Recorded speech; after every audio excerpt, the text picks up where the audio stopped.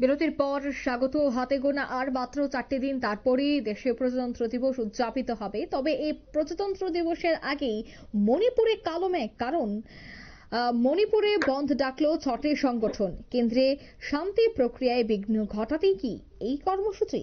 26শে জানুয়ারি উপলক্ষে মণিপুরে জারি কড়া নিরাপত্তা। বিস্তারিত জানবো, টেলিফোন লাইনে যুক্ত হয়ে গেছে প্রতিনিধি সম্রাট চৌধুরী। সম্রাট, 6টি সংগঠন তারা বন্ধ ডাকলো, তাও আবার একেবারে প্রজাতন্ত্র দিবসের দিন। এই মুহূর্তে কি আশঙ্কা করছে এবং নিরাপত্তাটা কেমন রয়েছে, কি জানতে পারছো মণিপুর থেকে?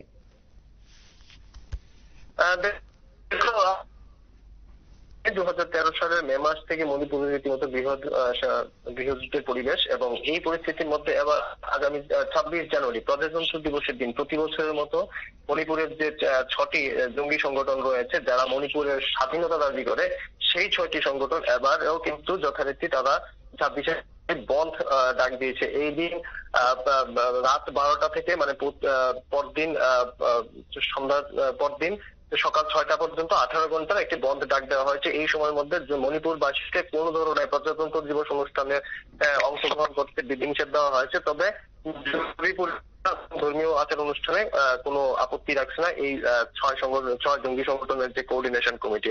দেখো, মণিপুরে সদ্য মাত্র শান্তি প্রক্রিয়ায় কিন্তু ধীরে ধীরে হাত দিয়েছিল কেন্দ্র সরকার। এই জায়গায় আবার নতুন করে এই যে বন্ধ, তা কিন্তু আবার মণিপুরের পরিস্থিতিকে আরেকটু ঘোলাটে করে দেবে। কারণ গতকাল এই 6 সংগঠনের যে কোঅর্ডিনেশন কমিটি তাদের তরফে যে বিবৃতি পেশ করা হয়েছে, সেখানে কিন্তু মণিপুরের যে বর্তমান পরিস্থিতি রয়েছে সেই পরিস্থিতি নিয়ে কিন্তু যথেষ্ট উদ্বেগ প্রকাশ করা হয় যে রীতিমতো মণিপুরকে বর্তমানে মিলিটারাইজড স্টেট, আমি আবারও ব্যাপারটা উল্লেখ করছি, মিলিটারাইজড স্টেট মানে সেনা অধ্যুষিত একটি রাজ্য বলে কিন্তু তারা দাবি করছেন এই 6 সংগঠন। এবং কেন্দ্র সরকারের বিরুদ্ধে মণিপুরের যে কোঅর্ডিনেশন কমিটি যারা স্বাধীনতা দাবি করে, মণিপুরের যারা বিগত বেশ কয়েক দশক যাবৎ আমি বলবো মণিপুরের স্বাধীনতা দাবি করে আসছে এবং 26শে জানুয়ারি এই ধরনের বন্ধ ডেকে আসছে, তারা কিন্তু বলছে যে নয়াদিল্লি মানে কেন্দ্র সরকার মণিপুরে প্রক্সি ওয়ার মানে সরাসরি যুদ্ধে না গিয়ে পরোক্ষভাবে যুদ্ধ ঘোষণা করেছে মণিপুরের বিরুদ্ধে। এই ধরনের সরাসরি অভিযোগ কিন্তু কেন্দ্র সরকারের বিরুদ্ধে তুলেছে এই কোঅর্ডিনেশন কমিটি। পাশাপাশি তারা আরো দাবি করছে যে মণিপুরের যে বর্তমান পরিস্থিতি রয়েছে এবং তাতে কেন্দ্র সরকারের যে ধরনের হস্তক্ষেপ রয়েছে, তাতে মণিপুরের যে সাংস্কৃতিক যে ঐতিহ্য রয়েছে সেটা আঘাতপ্রাপ্ত হচ্ছে। সেখানে জনসংখ্যার ভারসাম্যের মধ্যে পর্যন্ত এই পরিস্থিতি কিন্তু প্রভাবিত করছে।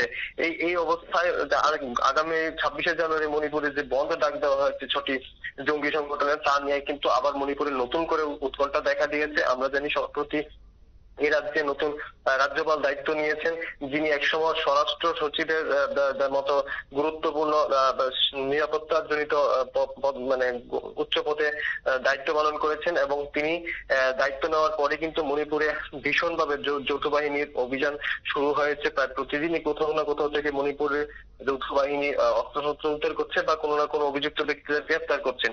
এই পরিস্থিতিতে কিন্তু এই বন্ধ আবারও গুরুত্বপূর্ণ হয়ে উঠেছে এবং মণিপুরের যে নিরাপত্তা ব্যবস্থা, সেই নিরাপত্তা ব্যবস্থা কিন্তু বেশ কয়েকগুণ বাড়িয়ে দিয়েছে মণিপুরের পুলিশ তথা ভারতীয় সেনাবাহিনী। অঙ্কিতা, ধন্যবাদ সম্রাট। অর্থাৎ প্রজাতন্ত্র দিবসে মণিপুরে বন্ধ ডাকলো এই 6টি সংগঠন। মণিপুরের আকাশে কালো মেঘ, অন্যদিকে মণিপুর সরকারও এই মুহূর্তে যথাযথ চেষ্টা করছে নিরাপত্তা আঁটোসাঁটো রাখতে। কেন্দ্রের পক্ষ থেকেও নিরাপত্তার উপর বিশেষ জোর দেওয়া হচ্ছে। তবে এই যে 6টি সংগঠন বন্ধ ডাকলো, বন্ধ ডাকার পর এই 6টি সংগঠনের এই বন্ধকে কতটা সমর্থন জানানো হয় সেটাও কিন্তু দেখার। নিয়ে নিচ্ছি ছোট্ট একটি বিজ্ঞাপন বিরতি, সঙ্গে থাকুন।